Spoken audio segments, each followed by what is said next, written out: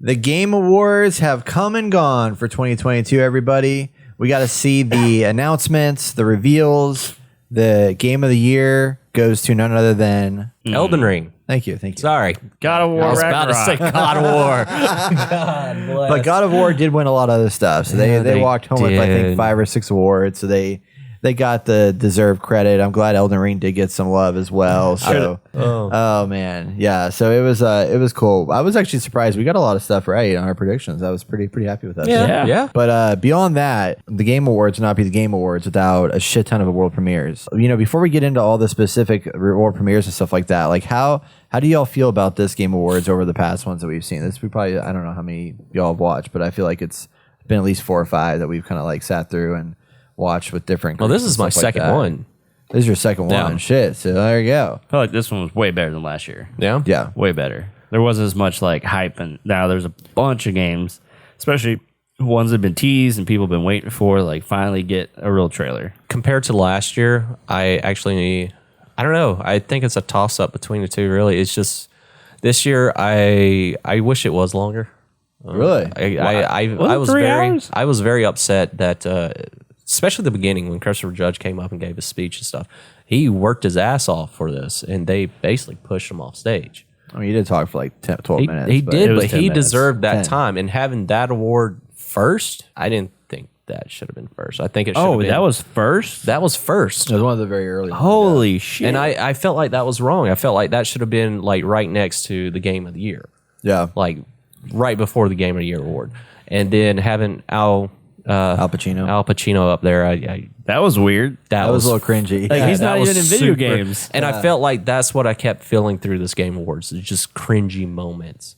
Like with the Crash Bandicoot thing and then fucking the Christopher Judge thing and all that. And then at the very end, I was just My Orthodox Rabbi, Bill Clinton. Yeah. Reform Rabbi. So- yeah. I do think that, I think this, after thinking on it a lot, I think this is my favorite Game Awards they've ever had. Oh, damn. Because it was so long. No, but God of War. It wasn't. 2018 Game of the Year was probably my favorite. Well, yeah, but I mean, like, was a as good far as year. like just announcements and stuff. Oh, like that. yeah, Like yeah. I think True. the Good point, announcements good here, point. and I think just the quality of the show. I feel like the show this time was better paced than it's been in years past. Like I think they did. I mean, I think there are some awards that, and then like Christopher Judge getting pulled off, and like some of them not getting enough time or whatever. But I think they've paced it pretty well, with like having like some big heavy hitters and then some slower stuff and then some bigger heavy hitters, and obviously they had to throw ads in there because like that's how they get paid. Yeah. But like there was a lot of big ass announcements in this that a lot that I didn't expect. Yeah. That were just like, holy shit, that's huge. Obviously we didn't get the big one that Travis wanted, but we got something way everything close. else. Yeah. Oh, man. Well, I wonder if because of the pandemic, things getting delayed quite frequently. Like, it just lined up perfectly for these to be announced right now. It could be, yeah. Well, let's get into it. So I think one of the biggest ones that I want to lead with that completely, I forgot that this was in the works, but has me super, super hyped because I don't really get into Bloodborne or Dark Souls or Elden Ring, but Armored Core 6, Fires of Rubicon was revealed. And this is something that I've been hearing from software fans rave about forever, that we need Armored Core to come back. And the fact that we just had Elden Ring win Game of the Year, and they're like, oh, by the way, from software, Armored Core 6. And it's like a freaking mech game, and I love mech games, and I'm like, there's not enough mech games in the world. In this game, they say that players are going to assemble and pilot their own mech with 3D maneuverability to move freely through 3-dimensional, fast-paced missions. Take on difficult challenges and overwhelm your enemies with dynamic movements that make full use of range and melee combat. You can enjoy a variety of actions that can only be truly realized with mechs. And then they have a whole story bit to it, but they say it's like going to be different than like your traditional like From Software game. Like it's going to be a different kind of take on the gameplay. It's not going to be a Soulsborne like you kind of come to expect, because it is mechs now. Mm-hmm. So how do you guys feel about this? Are you excited about it? I've never played any of the Armored Core games, but I played some super early on PC, which I wasn't very good at because it's a very technical game, I felt like. So I'm not like super pumped, but I know people love this genre, so yeah, it's good for them. I'm ready to see some gameplay and see what it's about, Yeah, the story sounds really interesting too. So I'm looking forward to kind of seeing more on that. But that was just surprising. I was like, holy shit! Like they're pumping out games left and right. The other big one that I kind of lost my mind on, they didn't really lose my mind, but I was really excited about was Hades 2 was also revealed. That one was unexpected. Yes. So with Hades 2, they like everybody was talking about like, oh, Supergiant Games does not ever do sequels. Like they haven't done a sequel yet. Wow. They've done Pyre, they've done Transistor, they did Bastion, they did Hades, and then finally it's like you see this trailer pop up and you're like, huh, this looks a lot like Hades, but there's no way they don't do sequels. And then all of a sudden you get to the end of it and it's like Hades. Oh, I mean, really by halfway through the trailer, you're like, yeah, this is Hades 2. But in this one, you battle beyond the underworld using dark sorcery as you take on the sinister Titan of Time in an all-new action-packed, endlessly replayable experience rooted in the underworld of Greek myth and its deep connections to the dawn of witchcraft. I'm excited. Actually, so excited. I went back and started playing Hades. Oh, yeah? I haven't beat it yet. Yeah, I just forgot how amazing Hades is. Mm-hmm. And it looks like the gameplay is very similar. It's just like a whole new story. Yeah. You know, which is going to be nice to see. Yeah, I'm excited to finish Hades, and then see how this one adds up and where it fits into the whole storyline. But you're playing the daughter of Hades, so... Yeah. Oh, is that the new character? Yeah, it's a new character. Her name is Melanoe? I don't know how you say this. Something like that. It's interesting, too. They're going to do the same thing they did with Hades 1, where they're going to have the early access for about a year, I guess, for this game. So those that want to jump in and actually like make it better can do that and then know that it's early access. And then when the game comes out, oh, surprise, it's actually a good working game. Oh, look at that. What a concept. So I likely won't play it when it comes out in early access, but I'm sure we'll wait till the full game. But it looks phenomenal. And then we got none other than a game that I never thought would come out from Ghost Story Games, the mind behind BioShock Infinite. So this game's been in development forever because like we've talked about, we even had a video. A troll on the internet, don't argue with idiots on the internet, as your shirt says, commented on our video that said Ghost Story Games seems like they're never going to make a game or bring out a game because there were stories that came out that they were having like internal like studio issues, struggles, whatever. And then of course, like literally an hour after this video launched, somebody came on our video and was like, no. And I'm like, you know what? Whatever. Okay? PSVR 2. We're glad it happened. We're glad it happened. Yeah. Man, this thing looks so cool. I mean, it's basically BioShock, but it's just like what the hell is going on? Like this freaking like dog thing, and you're like up in space now. It's like BioShock in space, and there's shit flying around everywhere. The graphics look great. I mean, like, curious about the hand thing. Like, is that where you put your power at? And just I think so. Yeah, you got your old like plasmid thing, and I mean, it's like gameplay wise, it feels so much like it. Yeah. Like all the BioShock stuff. But the concept is really interesting. And remember, if y'all remember when they announced Judas, or not, so the game's called Judas. But when they first announced that Ken Levine was making the game, he said that he wanted to do something that was very different from a narrative perspective, that had like branching narrative paths, that was not just like a traditional, like straightforward story. Which you kind of saw a little bit of that with BioShock and BioShock Infinite, where like at the very end, it like definitely like kind of branched out. But the story behind this is a disintegrating starship, a desperate escape plan. You are the mysterious and troubled Judas. Your only hope for survival is to make or break alliances with your worst enemies. Will you work together to fix what you broke, or will you leave it to burn? Judas is a narrative FPS developed by Ghost Story Games, studio led by Ken Levine, director of System Shock 2, BioShock, and BioShock Infinite. Sounds like a lot of decisions that I'm going to regret making. I don't like I'm that. excited. It looks amazing, and it looks like BioShock. Like, that's going to give me. Oh, that's going to hurt. But I just can't wait to see that intro.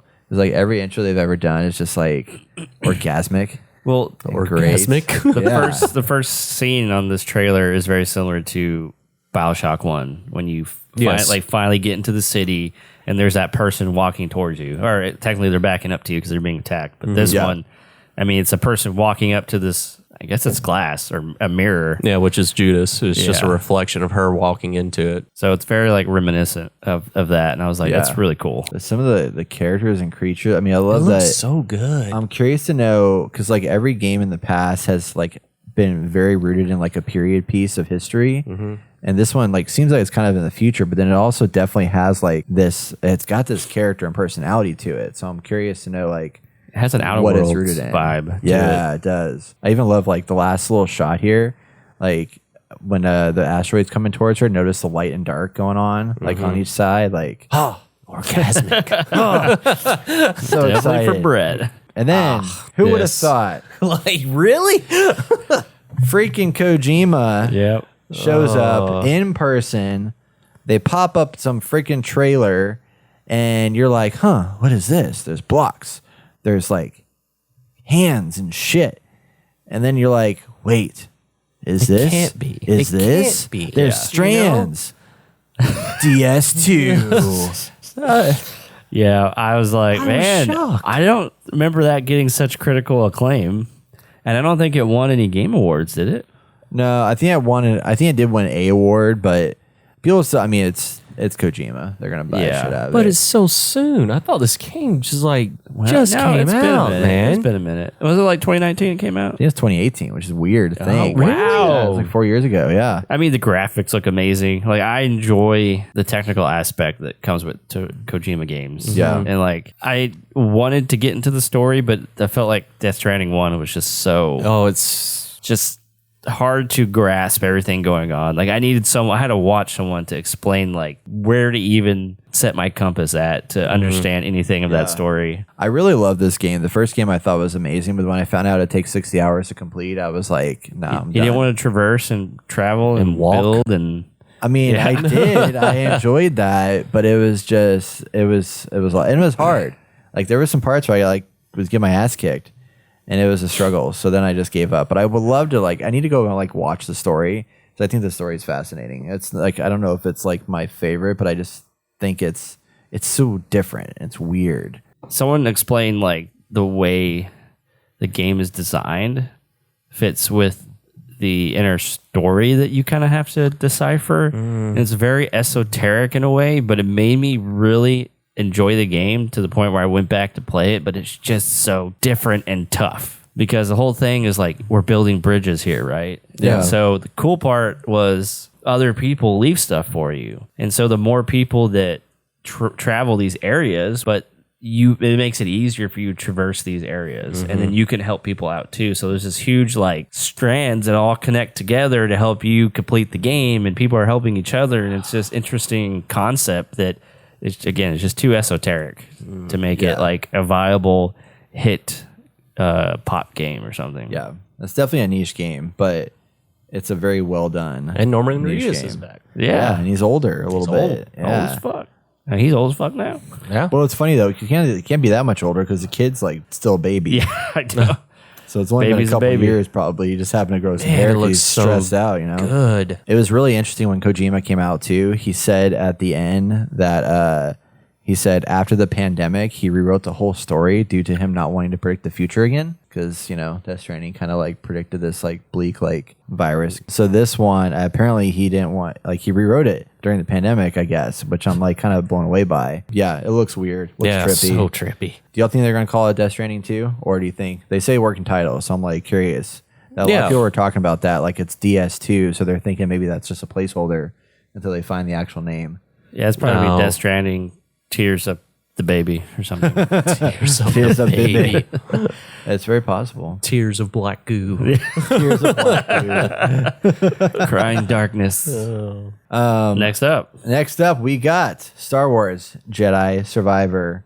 Woo! Who's hyped about this? We got a release date, y'all. It looks great. Coming out on March 17th of 2023. Takes place 5 years after the original. Kestis is stronger, more powerful, and He's has got a a dual beard. sided lightsaber. I thought And he has a gun Isn't too. that cool? But yeah, he has a blaster now too. Did you see that? A blaster and a grappling gun. There's going to be two different styles of fighting with him. Okay. You have the dual blades, and then you have the singular blades with the Kylo Ren style, which is more for heavy attacks, and the Okay. dual blades are more for, fast speed hit attacks. I gotcha. So I'm Hell assuming yeah. they're taking the route of Ghost of Tsushima a little bit on this one. Yeah. Ooh, So I am like it. fucking excited after I read Dude, that. It looks great. I mean, yeah, it it looks looks phenomenal. super good. Yeah, basically they just said it's 5 years after the event stars Jedi Fallen Order, follow Cal's increasingly desperate fight as the galaxy descends further into darkness.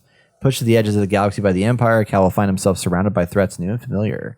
As one of the last surviving Jedi Knights, he's driven to make a stand during the galaxy's darkest times. But how far is he willing to go to protect himself, his crew, and the legacy of the Jedi Order? Very far. One thing I want to see is him appear in one of the Disney Plus shows. Ooh. I mean, they have his character. Yes. That'd be sick. That'll be so sick. I got to go back and finish this game because I never I finished kind of want to replay it after watching that. Ugh. Then we had a trailer for Cyberpunk 2077 Phantom Liberty. This was the unexpected. second teaser. And, I wasn't going to talk about this one except for the fact that they showed the whole trailer. They talked about it coming later on. And then they introduced a new character. Yeah. And it is none other than a U.S. veteran named Solomon Reed, played by Idris Elba. That was unexpected. Mind-blowing. So you got Keanu and Idris Yeah. in the same game. Like, I didn't even hear about this. Right. Yeah. About him even, like, participating in this. Well, that was one of the most fascinating things about the Game Awards is this is the most under wraps Game Awards I think we've ever had. Yes. Like, I don't Yeah, know I think anything you're that right. really actually leaked. I think you're right. Usually there's always leaks, that come out beforehand. I mean, Star Wars Jedi Fallen Survivor was the only one that did. that was leaked. And then they just treated it as like, oh, yeah, we were going to talk about it anyway, just give you a release date, But, like, that's kind of crazy. Like, this was surprising. I kind of want to play this. Dude, I'm still going to finish Cyberpunk. Cyberpunk's good now. It's great. No. Yeah. Okay, look, it is better because I've talked about this already. So go back and listen to podcasts about Edge Runners. Yeah, how that actually made the story better, but Yeah. it's still Cyberpunk. It still lacks things. It doesn't. No, it's have, awesome, Austin. It doesn't have a cohesive. Everything doesn't tie together like when you watch Edge Runners, and that's what holds me back. But if this is kind of on wheels in a way, I think I'd be more excited for it. On wheels or on rails? On rails, I guess. A little more God of War-ish. Like, point me in the right So direction. you don't like an open world? Oh, I do. I just think they didn't do it right. And then we had this announcement of a game that was like, this is a really boring name. Earthblade. Like, what the fuck? But the game looked really interesting. I was like, oh, that's kind of cool art style, I don't remember And this. then they said it is the creators of Celeste. And that's the only reason I want to talk about it, because it's creators of Celeste. Yep. And that game was fucking awesome. Yes, it was. It was so freaking good. Story was good. Gameplay was good. Oh, is this one? Yeah. Yeah. 2D. 2D style, side scroller. Thank you. Yeah. Side scroller. You're welcome. So this is going to release in 2024, and it is you play a character named Navoa, an enigmatic child of fate, returning at long last to Earth. In this explore action, they use that instead of roguelike. Or no, instead of Metroidvania. Explore action. From the creators of Celeste, Earthblade's lush pixel art offers seamless exploration, challenging combat, and countless mysteries to pick apart. Travel the remnants of a ruined world, encounter denizens, both friend and foe, and piece together the Earth's fractured history. I feel like the trailer is great because it just gives you a glimpse of all the different biomes they have and different things that might. Well, some of the things you'll encounter, it's just like, This scares me. It makes me feel like I'll miss out on something. Like going through it. Well, I don't think it's going to be like this. It could be because it's just showing you It's one just place showing to like the one next. place and it just goes and goes. It looks very Oh, it hurts my vast. eyes. Where you have Celeste, where it's very much like corridor to corridor, and it's like kind of speedrunner-esque in a way. This one seems like you're kind of like going like all over and like doing a bunch of backtracking and stuff like that, which may get kind of annoying. Yeah. But at the same time, it's like it's the guys who made Celeste, so It's just crazy that it's 2022 and I'm excited for a side scrolling Yeah, game. right? Yeah. I am not a fan of side scrollers. a side scroll that's going on in 2024. I didn't used to be. I forgot the first one that really got me into it. Was it Celeste? Brett knows. No, what was the last? That's a good side You know what? It might Teenage have. Mutant Ninja Was it Bastion? No, you didn't like that one, did you? No. It might have been Celeste actually. Celeste. I think there was something else. I can't remember what it was. Yeah, there's a few games. I mean, Limbo. Okay, yeah, Limbo, and That's then, technically, yeah. the other one that came out after it, Inside. Inside. Yeah. Okay. That probably would be the first one I would think of. Oh, this fucking game. And then this game, or this is one that I'm like, I don't know how to feel about it, but it seems so cool. Mickey Rourke. But like crime boss Rockay City, I don't know why it's called Rockay. It's really weird. But this is published by 505 Games, and this is a game that features Michael Madsen, a whole 90s cast. Michael Madsen, Chuck Norris, Danny Glover, Kim Basinger, Danny Trejo, and Vanilla Ice. And it's a stealth action FPS that has you become the leaders of a criminal underworld in a fictional version of 90s Florida.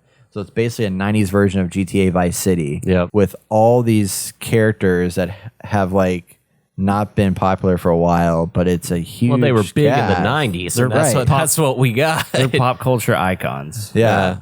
But the game Michael looks Rooker. high production, you know? Like, I mean, I'm trying to, you know, it's kind of interesting too that somebody pointed out that I didn't realize the music, the characters' voices are singing the song. No We're singing the shit. song of the game. So yeah, if you look Chuck close Norris, at they it, showed at the end. That's so amazing. yeah, This could it's pretty be cool. one of those like super awesome games. Yeah. It's only on PlayStation too. Hell yeah.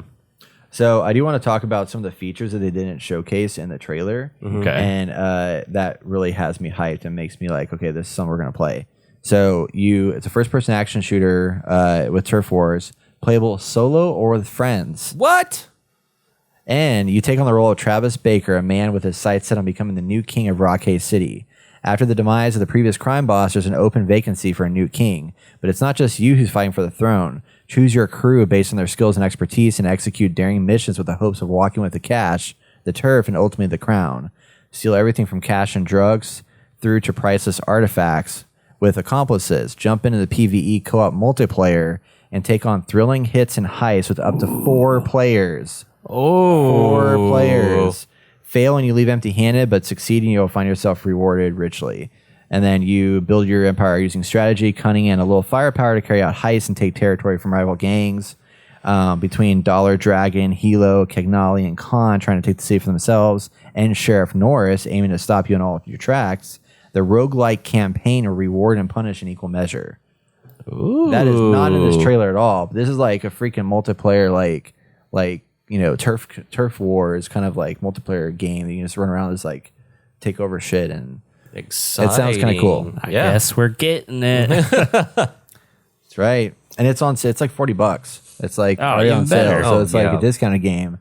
So the people that made this game are like, I don't know what they were. I think they worked on like a bunch of random stuff, but it's like I think a fairly new studio. So it looks like a triple I game, not triple A game. All right, last couple of things we have to talk about that are really exciting. One is Banishers, Ghosts of New Eden, a terrible name, but a very exciting looking game. This is from Don't Nod Entertainment, the creators of Life is Strange. Oh, this seems like an interesting story. Doesn't it? Have a ghost pal with you doing combat. You can see ghosts. I like it. It's set in 1695, and Antea Duarte and Red Mac Wraith are lovers and banishers, ghost hunters who vow to protect the living from the threat of lingering ghosts and specters. Following a disastrous last mission, Antea is fatally wounded, becoming one of the spirits she loathes. In the haunted wilds of North America, the couple desperately searches for a way to liberate Antea from her new plight. Crying. So, I know, man. It looks interesting though. I mean, I'm like very, very intrigued by this, and you know they've done Life is Strange. The only diversion they did from that kind of game was Vampire, which didn't do like super well, I don't think. But there's definitely an interesting story here, and the gameplay, the hot second of gameplay they showed us was like kind of awesome. Yeah, it got me pumped because whenever you said it was from Life is Strange, I was just like, oh no, it's going to be like one of those Brett's favorite games. It's just like, I don't want to play this. And they show that little bit of gameplay. I was like, ooh. Yeah. Ooh. You're like, okay, I like this. I'm interested. Mm-hmm. Look at that. You banish the freaking soul demons to hell. Send them Or to death. heaven. Or heaven, yeah. You know, don't. Never know. Maybe they did good things. They you know? did good things, just Yeah. hanging out. Still banish them. Poor people, you know. But yeah, don't know. I don't know what's coming out, but it's a pretty big deal. Yeah, it looks very gripping. Yeah. It's gonna get me. It's gonna get me in the feels. I Yeah. can already feel it. You excited for this, Austin? Yeah, I'm excited to see more. Yeah. Don't know if I'm excited yet. Yeah. We will see. Graphics look good. Yeah, Definitely has a good visual art style and stuff like that. It reminds me of God of War, actually. yeah, just a wee bit. Yeah. I mean, Yes. Whoa. it might be good. that if last it bit. goes the way of God of War. and then Oh boy. Who wants to talk about Suicide Squad, Kill the Justice League? Man, what a great trailer. Didn't expect us to get one. Yeah, I didn't expect this at all, because they said this is set in the Arkham universe, and this is a Suicide Squad Kills the Justice League. We get a little funny bit where Boomerang chops off the Flash's thing, or they just defeated the Flash. It was so funny. And then all of a sudden, there's this creature in there with them, killing off a cop, and you're like, holy crap, is that Batman? Batman and of course, doesn't kill people. Batman doesn't kill people, and then no, he kills someone, and you see Batman hop down, and is voiced by Kevin Conroy. This is his last time portraying Batman. But what really bugs me about this is that if it's set in the Arkham universe, well, you played Arkham Knight, Batman is dead. How is he back? I know, you tell me. You beat the game. I beat the game, but he's dead. Did he not die? And we're just gonna play it he's off? alive in Gotham Knights. You idiot! I'm gonna hit you. No, I'm just kidding. I know you are. But yeah, we didn't get much out of it. But just them revealing that, like, I was shocked. It blew me away for multiple reasons. That now I can finally have Kevin Conroy do his very last performance as Batman, and then also how's Batman back? That's the big thing. How do you defeat Batman? Oh, that's another thing. It's like Harley Quinn knows they're fucked. Actually, all these guys know they are fucked. So, I thought the Flash was bad. yeah. So I'm still super excited about this game, and now even more since I know Kevin Conroy's in it. Not to mention May 26, 2023. Everybody, Ooh, we got a release date. release date. Man, we're gonna have a good time. Summertime's gonna be fiery hot. I feel like this is a great send off for Kevin too, because yeah. who would have thought we'd get to actually see something like this? Right. Especially because you hear his voice at the end. Yeah. You're just like, man. So I'm good. vengeance. I think they did a rest in peace thing for them too. they did. in the Game Awards. Well, thank you, Kevin. You, Kevin. Yeah, good shit, man. And then last but not least, I think the thing that the made biggest fucking thing in the world. the thing that made me scream, Jason scream, and Travis scream, I screamed too. and Austin scream from afar. Remnant 2, everybody. I can't believe it. It's I actually was here. so shocked. And I was watching this and I was just like, is this Remnant 2? I was like, no, Travis and I talked about it. I started seeing the cuts there, all this art and stuff. I was like, oh yeah, this is Remnant. Well, I remember playing it with Travis and we were talking about it. I was like, dude, they need to make a sequel to this game. And we were just bitching back and forth and they'll never do it, he said. And I was just like, They made okay. a prequel. I know, And it was especially single after player. that. Yeah, it was single And player. It did not Bullshit. get any it did not get off the ground. But this, I think, it's just you look more badass. There's badass weapons. You have badass enemies. And the graphics are so Oh, updated. yeah. Oh, So my much more God. updated. Splooged. So this is developed by Gunfire Games and published by Gearbox. So that's pretty cool. Releases in 2023. And this is the sequel that pits survivors of humanity against new deadly creatures and godlike bosses across terrifying worlds. You play solo or co-op with 2 other friends to explore the depths of the unknown to stop an evil from destroying reality itself. To succeed, players will need to rely on their own skills and those of their team to overcome the toughest challenges and to stave off humanity's extinction. And they'll have endless replayability with branching quest lines, augments, crafting, and loot rewards, and a new archetypical progression with unique passive bonuses and stunning powers. Oh, I want to play it now. Yeah, I'm so pumped. Did you beat the first one? No, I've been playing it with Travis on Sarah's computer because they don't have crossplay on the first one. So hopefully this one does. Right. And boy, that game, it is so fun. Travis and I were playing it and we were fighting a dragon and Travis went down. It was just me. The dragon's health bar was still like a quarter left and I'm just running around. I was like, no, Travis. He's like, you got to do it. And we had to leave to go see a movie. So I had to rush. Luckily, somehow I defeated it. It was the greatest battle. And that moment right there, I was just like, I love this game. Because moments like this, it was just like, man, just so stressful and fun. Yeah. So hopefully the second one, there's crossplay. For what it wasn't even a triple I game. It was just an indie game. Yeah. And it was fantastic. I remember getting it like, oh, it looks kind of cool. Like, I'll jump into it and whatever. I'm like, holy shit, this is amazing. Yeah. It's Great good. combat, very simple, but great enemies. Great worlds. Very Soulsy feeling. Yeah. Very Yeah, hard. man. So those are the biggest announcements from the Game Awards. I mean, there was a lot of other stuff. There was a game from EA that's a studio that worked on Dead Space, Halo, and BioShock. It's a team, and it's a game called Immortals of Avium. They didn't show a whole lot on that, but that's a new studio that's working on that. We had gameplay from 40K Space Marine 2. We had release dates for Horizon Forbidden West DLC called Burning Shores. We got a new raid coming out for Call of Duty, which has never been done before. We got to hear about the Dune Awakening MMO. Release date for Baldur's Gate 3 coming in August. Crash Team Rumble is coming out in 2023. Diablo 4 on June 6th and Street Fighter 6 on June 2nd. What is y'all's most hyped announcement from the Game Awards? Remnant 2.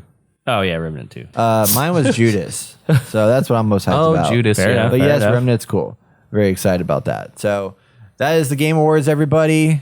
2023 is going to be busy. We're going to be playing video games all day, every day. I'm just going to quit my job and start playing video games 24/7. Why Quit your not? job and live out there with us. Yeah, fuck that.